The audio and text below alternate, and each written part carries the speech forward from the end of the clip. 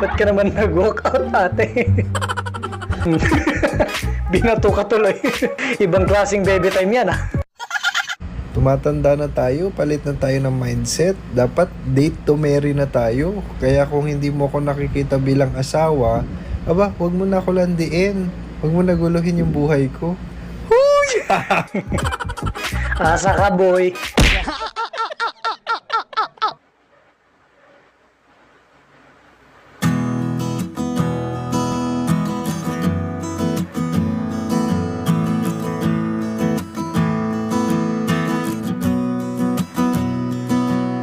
Aba, ready ah. Napakaalaga naman ng boyfriend na to. Sana all.